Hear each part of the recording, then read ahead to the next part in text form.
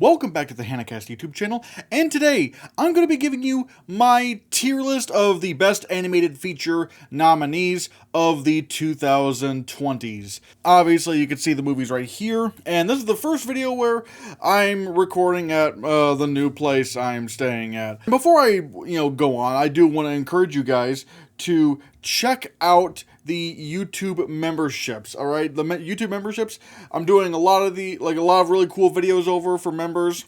In fact, I might have one up there right now. All right. I guess we're gonna, I put this alphabetically, and we're gonna start with The Boy and the Heron, all right? This won Best Animated Feature this year, surprisingly over Spider-Man Across the Spiderverse. This, it was not my pick to win Best Animated Feature, but it was a great movie nonetheless. I mean, if for nothing else, obviously, it's a really, great story and lots of really cool imagination. But really, if for nothing else, just to see it on the big screen is insane. My God, seeing this beautiful animation, on such a large screen, you can see all these, characters that aren't really, they're kind of, blobby looking in the background, but that's kind of the charm of it. And just being able to witness that kind of experience in the theater was so good. The music was amazing.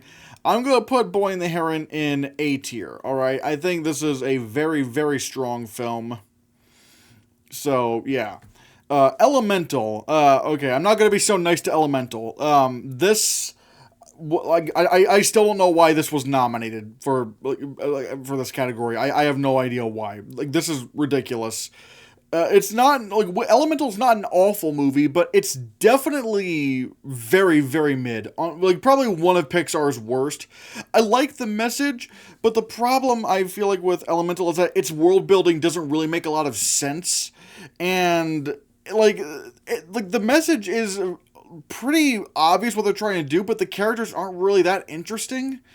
And again, the world is very confusing. Even if it looks nice, it's a lot of it is just kind of and I thought Wade was very annoying.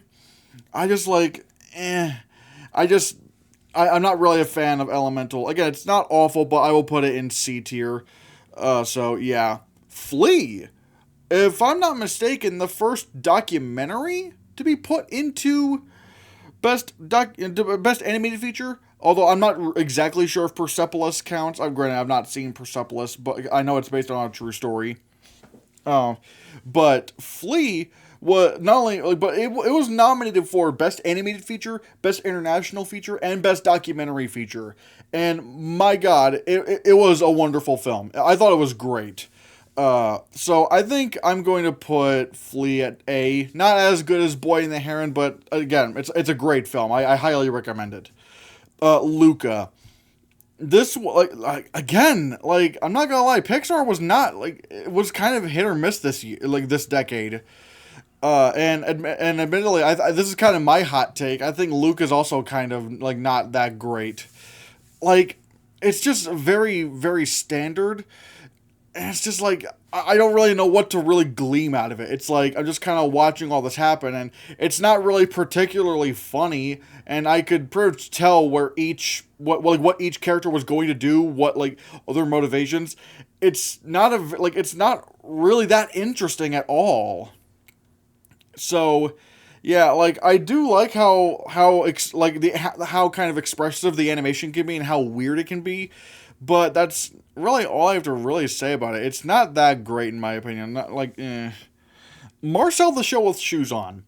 This is a film that really shouldn't have been great. Because, it does meander.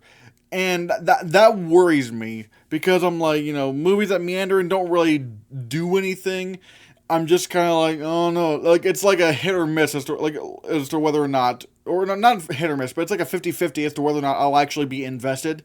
Thankfully, though, Marcel the Shell with Shoes On is very cute, and it's very charming. And even though I will say it should not even be in this category at all, because it's so not an animated movie. What are they doing? It's so clearly a live-action movie with animated characters, because there are so many, like it'd be one thing if it was like stop motion, but and what grand the characters are stop motion, but there are just full on scenes where like they're just filming like the environments. Like you see live action humans all the time in this, and it's very, very common. And it's like, I don't really think this should have been qualified as an animated movie. But that's not what this is about. I'm not going to knock the film down for that. I still think this is a great movie. Where do I put Marcel? Do I put it above or below Flea? I think I'll probably put it below Flea. But again, it is great. It is a great movie. I just don't think it should be in Best Animated Feature. But still. This is some good shit. The Mitchells versus the Machines. My God, like, thank God they called it The Mitchells versus the Machines, because if they had called it what Sony originally wanted to call it, which was Connected, that would have been such a stupid, blatant, obvious title. Because I think like originally the title was The Mitchells versus the Machines, but then Sony pretty much made Mike Rianda change it to Connected. But then when they got it, they gave it to Netflix. Netflix changed the name back to The Mitchells versus the Machines, and I think that's way better because The Mitchells versus the Machines is such a high octane title that matches the style of the film way better, and so. Yeah, I gotta give that to that film, but regardless, the movie is very, very funny. The animation is unbelievably creative and fast paced. The comedy is amazing. The heartfelt moments are really heartfelt, and even some of the scenes that people thought were kind of cringy, like the Numa song. Like I thought it was kind of endearing because it's kind of embracing. Like old meme cringe that we used to like as kids and stuff, or at the very least, it's like the dad trying to connect with his daughter because that's what they bonded over when she was a kid, but she's going to college, and that meme is like 1,000,000 years old, but he's still trying. Like I kind of like that. It has that kind of earnestness for me. So this is going to be the first S tier. All right, I'll just put that straight up front. The Mitchells vs. the Machines is a goddamn masterpiece. Like straight up, it's amazing. Neona, man, like this. What was it like? What was the studio? The Blue Sky Animation Studios movie that refused to die, and I'm so glad it didn't. And honestly, this is. Like, not even a contest. Not even, like, nowhere near a contest. This is Blue Sky's best film. Seriously. Like, this is, like, even though I think, like, they weren't able to complete this film, but, like, this is just so good. Like, again, in many ways similar to Mitchells vs. the Machines. Great comedy. Like, and honestly, a great world. Like, this world is amazing. Really funny cast. Shout out to Eugene Lee Yang. Try Guys Forever. Because I'm a fan of the Try Guys, and sadly, Eugene's gonna be leaving the Try Guys, but at least he's not leaving under bad circumstances, unlike some former members of the Try Guys. But still. Like, I like seeing him in this film. Granted, I'm not seeing him, I'm hearing him, but you know what I mean. Hearing him in this movie is just, like, so, like, strange in a good way. It was like, oh my god, a Try Guy's in this. But regardless, really great style. I really love Neona. It's not quite S tier for me, but I will go upper A tier. I'll do that. I will go upper A tier. Not gonna lie, this decade has been, even though Pixar itself has been kind of hit or miss, the actual movies overall are, like, in terms of the decade, are amazing. Onward, I like Onward. It's not one of Pixar's best. I do like it. Admittedly, I do think it's one of those movies where, like, it starts off kind of rough, but then it gets a lot better as it goes on. And I wish the movie was a lot more like how it ends, because the way the movie ends is actually very, very good. And honestly, like, there's this little, like, sort of, I guess you could say, an antagonist they have to fight. It is so funny. It caught me so off guard. I loved that. Like, I wish the whole movie was like that. But for the most part, it is kind of like, why are we in suburbia? Like, I get that they're trying to mix in suburbia with like medieval creatures, but I don't know. I don't like stuff like that mixing with suburbia. I kind of wish they kind of created their whole own world, but still, it's good. It's a good Pixar movie. Not great, but still. Over the Moon. I wish I could say more. I wish I could say some nice things about this. Which again, this is a bit of a hot take because I did not like Over the Moon. This is probably about as forgettable of an animated movie as it gets. Like, the moment there's, like, in the beginning of the film, there's a character that appears on screen, and I'm like, oh, this person, I know exactly what's going to happen to them. And then, sure enough, it happens. And it's really, it's funny in the way that, it's just that predictable. It's just that predictable as to what happened. I was just trying to make sure my chair isn't brushing up against the thing, but yeah. The songs, again, I completely forget about them. The movie looks nice, but I don't know. It's just not a memorable film at all. Like, when was the last time anyone ever talked about Over the Moon? There you go. I will put this down lower in C tier. Again, it's not awful. It's just like, again, it's not memorable. I don't really care about this movie at all. So yeah. Guillermo del Toro's Pinocchio, man. This movie really got me sobbing in the theater at the end. I have to admit that. And honestly, when you hear the name Guillermo del Toro's Pinocchio, you know it's gonna be great. You know it's gonna be great. Do I think it's S tier though? Not quite. I feel like they have the running gag with Jiminy Cricket, or no, it's not Jiminy Cricket, Sebastian A. Cricket. There's a running joke involved with him, and it's like, all right, like they keep kind of repeating the exact same joke, and they don't really kind of elevate it any much. So it's just kind of like, all right, this just happens, and so yeah. But I cannot deny. Guillermo del Toro really knows what he's doing behind the camera. I mean, my God. This movie looks gorgeous. It sounds gorgeous. This movie should have been nominated for score, and it didn't. I'm so angry. Really? Why did Everything Ever All at Once need a score nomination over Pinocchio? Ugh. And I feel like this movie, it's weird. This movie kind of has a similar ending to what the live action Disney Pinocchio had, but I feel like Guillermo del Toro's one did it in a way that made way more sense and was actually way more clever. So yeah, but man, oh God, I really it's one of those movies where it's even though I do have problems with something's wrong, Jiminy Sebastian A. Cricket.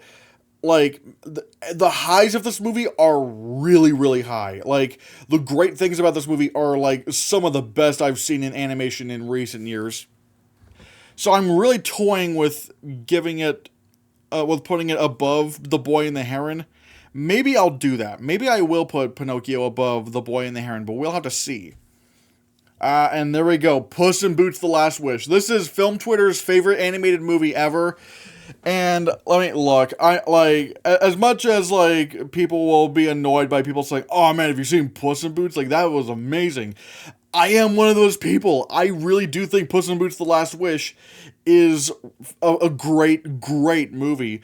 And easily for me. Granted, I've not seen Shrek 2, but it is the best Shrek film that I've seen.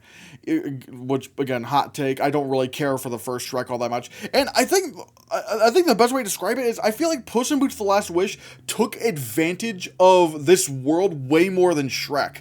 With Shrek, it's just alright, we're just gonna say the Muffin Man song.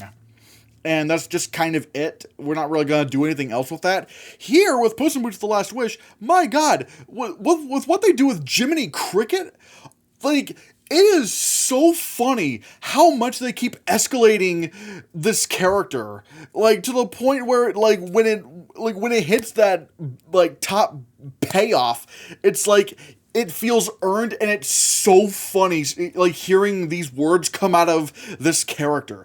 Like, and I think that's the best way to describe Puss in Boots: The Last Wish. It takes every advantage of, it takes every advantage of the jokes that you could make with Puss in Boots, or like with with the kind of Shrek universe and stuff. My God, what was his name? Jack Horner, really funny villain. The dog, I was so scared that the dog would be annoying, but I really liked the dog. The dog was like, I think it's Pierito. I probably butchered that name. I'm sorry, I don't know Spanish, but I really love Puss in Boots: The Last Wish. Like, this is like, yeah, absolutely. I'll probably put it. Oh. Damn, do I put this above or below The Boy and the Heron? Maybe I'll put this above The Boy and the Heron right now. But it's a really tight race. Also, the score. The score deserves a mention because, like, the whole "who is your famous fearless hero," like, aside from just the lyrics, like, the actual instrumentals are so good. And the way it builds up the score, oh my god. Oh my god. Like, absolutely wonderful. Love Puss in Boots. I love Puss in Boots: The Last Wish. I don't care what anybody says. Riot and the Last Dragon. Alright, this is interesting. Riot and the Last Dragon is a movie that I think is good, but man, it could have been way better. It could have been way better than what we got. And I think one of the main issues is that there are so many unnecessary characters for this film. Like, there are just straight up a lot of characters that did not need to be here. Because I like, what's her name? I like Raya. I like the dragon. I like the villain. I think those three are great. Almost all the other side characters, though, mainly the sidekicks for Raya, I don't give a shit about. Like, the big burly guy who's like who looks tough as nails, but he's actually a sweetheart. Or the what was it? Like, oh yeah, like the like, what was it? The boy, like the boy, the sassy boy who has all the quippy one-liners. Then there's this fucking baby. I don't like the baby at all. Why? And not only that, the baby is joined by a bunch of monkeys. I'm like, why do we need more animal sidekicks? That giant roly-poly that Raya's riding on, that's enough. Like, that's a fine animal sidekick. Why do we need to do these, like, these monkeys? Why do we need, like, more? And the problem is the movie's so bogged down by these sidekicks to where, like, the other characters don't really have enough time to grow, so they just really feel redundant, and I don't like these side characters.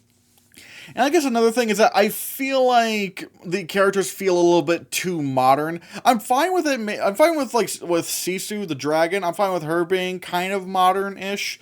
But, like, all these other characters, I don't know. I feel like with Raya, I feel like something about her should have appealed to more of, like, the time period, like, like Mulan or Jasmine, where they felt like they still kind of, like, belonged in that era. Whereas with Raya, she feels like, someone from today back then. And granted, I know there's obviously a lot of stuff with Mulan and Jasmine that also are very modern, but I don't know. I feel like those films overall kind of fit the characters a lot better. This one, it felt like it was just trying to be flashy and modern for the sake of being flashy and modern.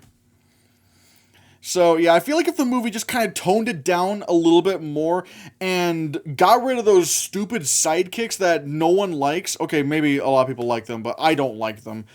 We could have gotten a way better movie. But again, it is a good movie. I just don't think it's great. So, yeah. Robot Dreams.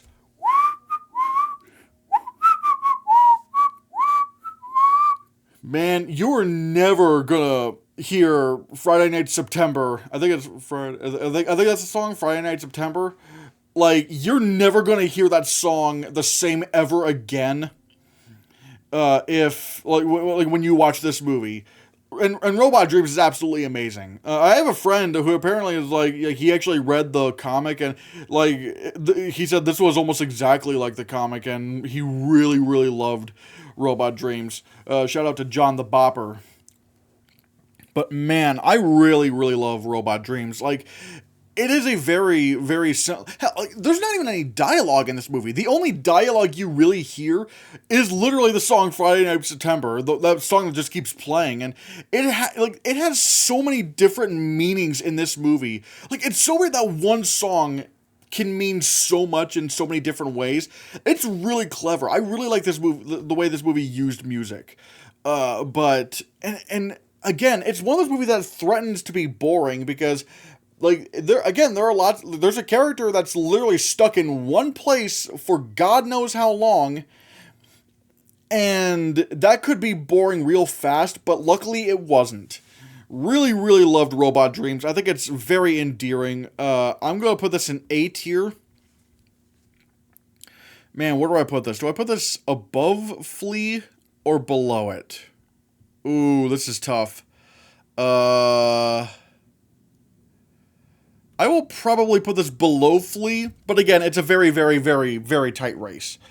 The Seab Beast, one of the big surprises for Best Animated Feature. Like, my God. But I gotta say, I thought the Seab Beast was great. Like, no one had really heard of this movie, but, you know, I checked it out on Netflix, and I was like, oh my God, this movie's actually really charming, really creative, really funny. I really, really like the Seab Beast. And the way, like, you really do feel the scale of these, like, sea monsters. Like, it's very, very, well. Like, I don't know if that's a testament to the animation or the storyboarding or something like that. I'm not exactly sure. I'm not really an animation linguist. But regardless, like, they really capture the size of these creatures to a T. And yeah, I don't really know what else there really is to say about the Seab Beast other than it is very, very endearing and very visually stunning. So I will put this on probably low A tier. But again, it's still great, obviously, because it's an A tier. Shaun the Sheep movie Farmageddon. This is another surprise because I was like, I don't even think I had this on my radar. But then, you know, it came out, like when the Oscar nominations came out, I was like, oh my God, Farmageddon is actually doing a thing. Wow. It's actually, yeah. And I liked it. I'm not gonna lie, I don't love Aardman's movies. I like them I like them, but they're not great. They're not great movies. But again, like, Shaun the Sheep movie Farmageddon, you know, yeah, it's fun. It's a good movie. It's not amazing. Like, I don't know what it is about Aardman that doesn't really grab me in the way that a lot of other animated movies do. I don't know if it's the designs of the characters or if it's, like, the kind of humor, but, like, I don't know. There are a lot of British comedies that I like. It's just this one. It's just the Aardman ones where I'm just like, all right, yeah. Or maybe they're trying to appeal too much to an American demographic, because that is something I've heard that was pressured on by Aardman in the past, where, you know, a lot of gags were literally just kind of forced upon them because, you know, you know, we Americans, we want, you know, more American humor, and it's like, no, like, I don't want American humor for a British movie. I want British humor for a British movie. So I don't know how much creative freedom Aardman had for Farmageddon. I don't know for sure, but I would put Farmageddon, honestly, probably low B tier. Again, it's good, but it's just not. It's not very memorable. All right, all four of these, the last ones to go, really, really good stuff. All right, we're gonna start with Soul. Soul is so goddamn amazing. Like, this is like almost top tier Pixar. Like, this is like up there with, like, The Incredibles, Monsters Inc., and Finding Nemo. Like, this is, like, because I've always said, like, Pixar has, like, three, like, grand magnum opuses, all right? They were Finding Nemo, The Incredibles, and Monsters, Inc. I have to put Soul in there as a quadfecta. Is that even a real word? I don't know. But Soul is, like, it's a movie that really makes you think about life in a different way. And obviously, like, I don't know, like, obviously it's not gonna, you're not gonna change your life or anything. I mean, maybe you will, I don't know. But regardless, it makes you think about it a lot more. It makes you think about changing your life. And the movie is visually breathtaking. The score is so unlike anything Pixar has ever done. Like, I was like, this is this is unbelievable. The sound mixing is so good. And I especially got to touch on the score with Trent Reznor and Atticus Ross handling the more ethereal kind of music, whereas I think it's John Baptiste handling the score for like the more jazz compositions. Absolutely amazing work. Such a good movie. And honestly, I think out of any of Pixar's films, this is the one I feel like is geared most towards adults. Because I feel like I don't think any kid is going to understand, the nuances of soul until they're adults. And the funny thing is, even the parts where I was worried that it was going to be too pandering to kids, like the cat, even that's like funny. That's still done very well, and it's not just a gag for the sake of being a gag. Like, they actually kind of play around with it. I think I might just spoil it right here. This is just going to be this is the best animated film of the 2020s so far. It clears everything else, but Soul, absolute masterwork. Next, we got Spider-Man Across the Spiderverse. Alright, man, we're going to have to wait quite a while for Beyond the Spiderverse. I don't think it's going to be as long as 2027. Apparently, I think it was either Phil Lord or Chris Miller that said, no, it's not going to take that long. But still, we're going to have to wait a bit for Beyond the Spiderverse. But Across the Spiderverse, oh my god, this might be the best Spider-Man movie ever made. I already thought Into the Spider-Verse was fantastic. This one just managed to go at it even deeper.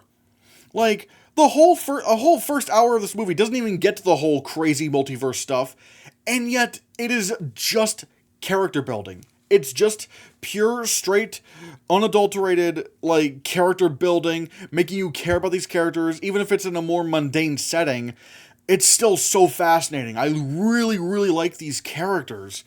And then once you get to the multiverse stuff, it is unbelievable. My god, visually, this movie's stunning. This is one of the rare animated movies where I would have nominated it for best visual effects. Because there's so much innovative technology going on in this film. And it does so much more than even the first Spider-Verse. It's just absolutely crazy. It is, there's some stuff in here that I was actually kind of stunned that they even were able to accomplish with animation. So, I really, really love Across the Spider-Verse. It's going to be an S tier. Absolutely. Absolute wonderful, wonderful film. And definitely one of the best superhero movies ever made. And then we get to Turning Red, a bit of a divisive one amongst fans. I really like Turning Red. I thought, actually no, not even just really, I thought Turning Red was great. It was such a unique direction from Pixar in the best way possible. Because, I've never seen animation, comedy and speed in a Pixar movie done like this before. It's absolutely incredible. The characters once again are very, very entertaining and very, engaging. I really especially God, some of the stuff they do in this movie is just unhinged insanity, and I really like it. Awooga. I was like, Jesus Christ. But again, it just reflects how stupid teenagers are. And I thought, again, this movie was just absolutely fantastic. And I don't know if it's really a twist, but the climax of this movie, is so funny, and yet it completely feels earned. Oh god, I don't get some of the hate that Turning Red gets. I thought Turning Red was absolutely amazing. I loved it. I will put this obviously an A tier, right above Neona. And then we get to the final film, Wolfwalkers. Once again, just an absolutely great movie. I really thought Wolfwalkers was great. I mean, obviously, and it's Cartoon Saloon, so the designs of everything look incredible. Very hell, it almost kind of looks like an animated Wes Anderson film, even though he's made animated films before. But still, I thought Wolfwalkers was great. I thought, again, like, it's really more, it's also the sort of like world building they give it. Like, the whole thing about the Wolfwalker kind of spirits and stuff is done very well. I like the chemistry between the two leads. I thought that was all great. Had some pretty insane stakes by the end. It's pretty, like, intense. And again, it's just wonderful. Even the music is amazing. Like, I love Wolfwalkers. Wolfwalkers, again, is just great. What do I do with this? I will put Wolfwalkers. Ooh, do I put it below or above Neona? Man, this is tough. I might put it right below Neona. Although, again, Neona is absolutely great. I love Neona. So, yeah. And, guys, this is my tier list for the best animated feature nominees of the 2020s. Again, like, and if you want to know how I'm doing this tier list, the closer to the left you get, the better they get. Which means I feel like, at least in my opinion, the best animated film of the 2020... the best animated film that was nominated for Best Animated Feature of the 2020s is Soul, and the worst one is Over the Moon. Again, sorry to anyone who likes Over the Moon. But again, none of them are D tier. Like, none of them are D, none of them are F. This is... like, considering how many A's there are, like... And this isn't even including the movies that didn't get nominated. Like, where's Teenage Mutant Ninja Turtles Mutant Mayhem? Where's Belle? Where is, Vivo? Where is, man, I'm trying to think. I'm trying to think of what other, oh yeah. Oh, wait a minute, I just realized.